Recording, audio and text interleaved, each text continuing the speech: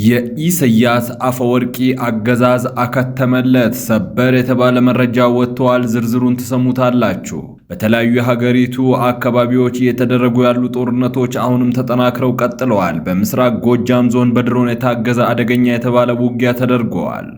ከስፍራው አሁን የደረሰን ሰበር መረጃ አለ። በቆይታችን ዝርዝሩን ትሰሙታላችሁ። በወለጋ እንዲሁ ታጣቂዎች በንጹሃን ላይ ያነጣጠረ ጥቃት መፈጸማቸውንና ከፍተኛ ቁጥር ያላቸው ዜጎችን መግደላቸውን በመረጃችን አካተን ይዘን መተናል። ኢትዮጵያ በአንደኝነት ስትመራበት ከነበረችው ደረጃዋ ዝቅ ማለቷ ተዘግቧል። ይህ ጥበብ ሚዲያ ነው። ጥበብ ሚዲያ በጋዜጠኞች የተመሰረተ ሙያዊ ስነ ምግባርን በማክበር ሚዛናዊና ተአማኒ መረጃዎችን የሚያደርሳችሁ የዜና ቻናል ነው። ሰብስክራይብ በማድረግ የደወል ምልክቷን በማብራት የቤቱ አባል ትሆኑ ዘንድ በታላቅ አክብሮት እንጋብዛለን። አሁን መረጃዎቹን በዝርዝር ወደ እናንተ ማቅረባችንን እንጀምራለን። በምስራቅ ጎጃም ዞን በተፈጸመ የድሮን ጥቃት ከ100 በላይ ሰዎች መገደላቸውን የዓይን እማኞች ተናገሩ። በአማራ ክልል ምስራቅ ጎጃም ዞን ሐሙስ ሚያዝያ 9 2017 ዓ.ም በትምህርት ቤት ዙሪያ በደረሰ የድሮን ጥቃት ከ100 በላይ ሰዎች መገደላቸውን የአካባቢው ነዋሪዎችና የዓይን እማኞች ተናገሩ። በዞኑ እናርጅና እናውጋ ወረዳ ገደብ በተባለች አነስተኛ የገጠር ከተማ የትምህርት ቤት አጥር ለማጠርና ቤት ለመስራት ለልማት ሥራ የወጡ ሰላማዊ ሰዎች በጥቃቱ መገደላቸው ተገልጿል። የአካባቢው አስተዳደር ግን ጥቃቱን በአካባቢው ተሰብስበው በነበሩ የፋኖ ታጣቂዎች ላይ እንጂ በንጹሃን ላይ ያነጣጠረ ጥቃት አለመፈጸሙን ገልጿል። የኢትዮጵያ ሰብአዊ መብት ኮሚሽን ተፈጸመ ስለተባለው ጥቃት ክትትል እያደረገ መሆኑን አመላክተዋል። ነዋሪዎቹ እንደተናገሩት ስብሰባው በከተማው ያለ ገደብ የመጀመሪያ ደረጃ ትምህርት ቤት አጥርን እያጠሩ ነበር ሰዎች ላይ ጥቃት የተፈጸመው ብለዋል። ጥቃቱ በተፈጸመበት አካባቢ በቅርብ ርቀት ላይ እንደነበሩ የተናገሩ ሌላ የዓይን እማኝ ወዲያውኑ ጩኸትና ግርግር፣ ድንጋጤ መፈጠሩን ጠቁመው የሆነውን አናውቅም ሲሉ በወቅቱ የነበረውን ሁኔታ ገልጸዋል። እርሳቸውን ጨምሮ ስራ ላይ የነበሩ ሰዎች ጥቃቱ ወደ ተፈጸመበት አካባቢ ሲጠጉ ሰው የሚባል ነገር አይለይም ሲሉ ስለ ጉዳቱ አስረድተዋል። እንዳለ በሙሉ ጥቁር ነው የሆነው። አካባቢው በሙሉ ሰው የሚባል ነገር የለም። ከወደቀው ውስጥ የሚጮህም አለ፣ የሚንከባለል አለ። የተፈጠረው ነገር ይዘገንናል። ሰው ለሆነ ሰው እጅግ የሚዘገንን ድርጊት ነው ብለዋል። የፈረሰውን ትምህርት ቤት አጥር እያጠሩ እያለ ቀኝ እጃቸው ተመተው መቁሰላቸውን የተናገሩ ሌላው ከባድ ፍንዳታ መከሰቱን ጠቅሰው ብዙ ሰው ነው የተጎዳው ብለዋል። ባህር ዛፍ የሚቆርጥ ሚስማር የሚመታ ማገር የሚቆርጥ አለ፣ የሚይዝም አለ ሲሉ ማህበረሰቡ መሰብሰቡን የገለጹት ሌላኛው የዓይን እማኝ የሟቾች ቁጥር ብዛት ይኖረዋል በማለት ገልጸዋል። አስክሬን ስለማንሳታቸው የተናገሩ ሌላኛው እማኝ ደግሞ አብዛኛው ጥቃቱ ተጎጂዎች ወዲያውኑ ሕይወታቸው ማለፉን ገልጸው ሟቾች በአብዛኛው ወጣቶች ናቸው ብለዋል። ከ115 እስከ 120 የሚሆን አስክሬን ነው የቀበርነው፣ ያልታወቀም ይኖራል ብለዋል። ምክንያቱም ድንጋጤ ውስጥ ስለነበርን ነው ያሉት። ሌላኛው የዓይን እማኝ በበኩላቸው 57 አስክሬን እስከሚደርስ ድረስ እንደነበሩ ጠቁመው የሟቾች ቁጥር ከ100 በላይ እንደሚሆን ተናግረዋል። አስክሬኑ ላይ ከባድ ጉዳት በመድረሱ ሟቾችን መለየት ከባድ እንደነበር የተናገሩት እማኙ በስጋት እስከ ቀትር 8 ሰዓት ድረስ ገደብ ጊዮርጊስ ቤተ ክርስቲያን በጅምላ እንደተቀበሩ ገልጸዋል። አሞራ እንዳይበላቸው ቅበሩ ሲባል ማህበረሰቡ በፍጥነት 5 የሚሆን መቃብር ውስጥ ነው የቀበራቸው ሲሉ አንድ ነዋሪ ተናግረዋል። የመንግስት ኃይሎች ጥቃት ከደረሰ በኋላ ወደ ከተማዋ መግባታቸውን ተከትሎ ስጋት ያደረባቸው አንዳንድ የአካባቢው ነዋሪዎች መሸሻቸውን የተናገሩ አንድ ነዋሪ ተጨማሪ ጥቃቶች መፈጸማቸውን ጠቁመዋል።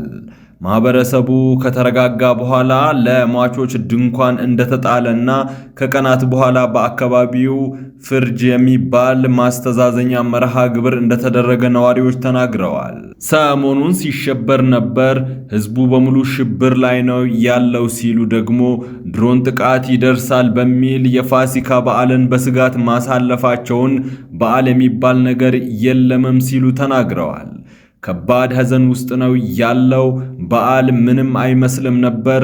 ለበዓልም ከከተማ የሚመጡ ልጆቻቸው አልመጡም ሲሉ አካባቢው ውስጥ በሐዘን ድባብ ውስጥ ስለመሆኑ ተናግረዋል። ጥቃቱ ሲፈጸም ግን የፋኖ ታጣቂዎች ከከተማ ውስጥ እንዳልነበሩና በአካባቢውም ግጭት እንዳልነበረ ጠቁመዋል።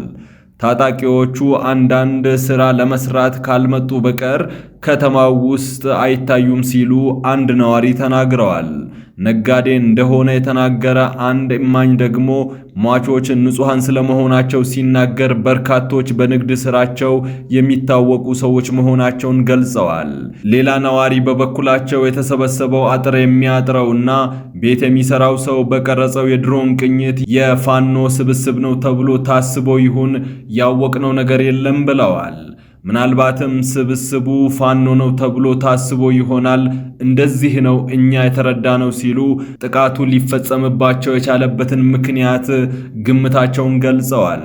የእናርጅና እናውጋ ወረዳ አስተዳዳሪ አቶ ሙሉጌታ ንጹሃን ሰዎች ተገደሉ መባሉን የጠላት ወሬ ነው ያሉ ሲሆን እርምጃው ጽንፈኛ ያሏቸው የፋኖ ታጣቂዎች ላይ መወሰዱን ነው የተናገሩት። እዚህ አካባቢ ቁጥሩ በርከት ያለ ታጣቂ ኃይል ስብስብ አለ።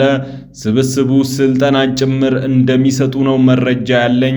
የትምህርት ቤት አጥር ቤት ስራ የሚባል ነገር ማሳመሪያ ነው በማለት ንጹሃን በፍንጣሬም ቢሆን አልተገደሉም ሲሉ አስተባብለዋል።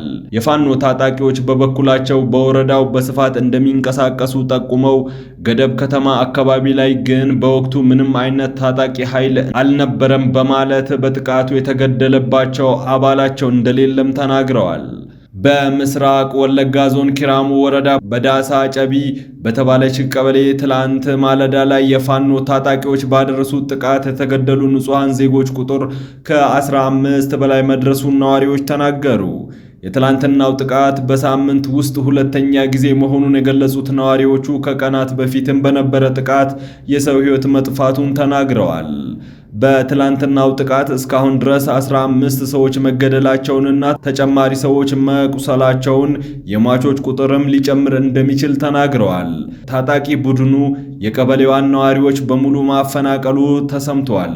ፋኖ በምስራቅ ወለጋ፣ ሆሮ ጉድሩ ወለጋ ዞኖች በተደጋጋሚ በንጹሃን ላይ ያነጣጠረ ጥቃት እያደረሰ እንደሆነ ነዋሪዎቹ ተናግረዋል።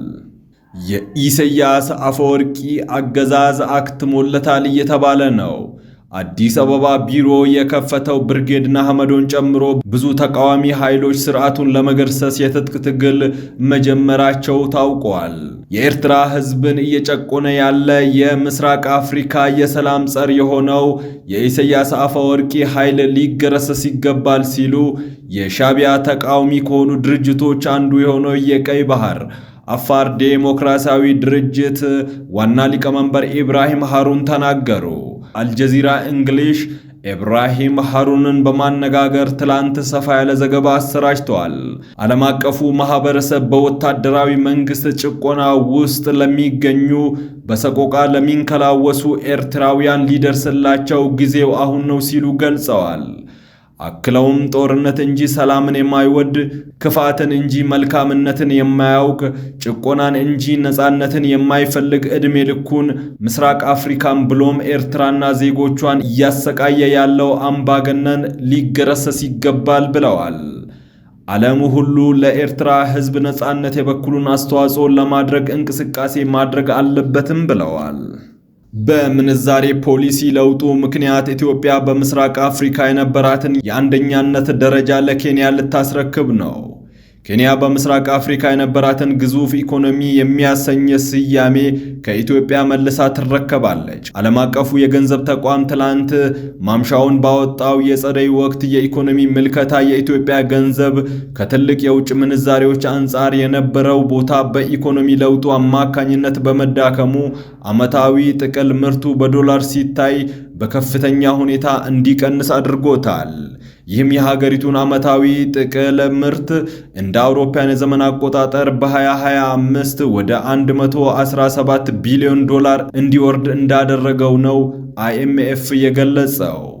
በአንጻሩ በ2024 ከሌሎች ጠንካራ ገንዘቦች አንጻር በ21 በመቶ የጠነከረው የኬንያ ሽሊንግ የሀገሪቱ ጥቅል ምርት ወደ $132 ቢሊዮን እንዲያድግ ያደረገ በመሆኑ በተጠቀሰው ዓመት በቀጠናው ትልቁ ኢኮኖሚ መሆን የሚያስችለውን ቦታ መልሶ እንዲረከብ ያደርገዋል ነው የተባለው። ይህ ጥበብ ሚዲያ ነው። የዛሬው የመረጃ ሰዓታችን በዚህ አብቅተዋል። መረጃን ከጥበብ ስለተከታተላችሁ ከልብ አድርገን እናመሰግናለን። ሚዛናዊና ተአማኒ መረጃዎችን የሚያደርሳችሁ የሕዝብ ድምጽ የሆነውን ጥበብ ሚዲያን ሰብስክራይብ በማድረግ ቤተሰብ እንድትሆኑ በታላቅ አክብሮት እንጋብዛለን። ለነበረን ቆይታ አመስግነን ተሰናበትን። ሰላም።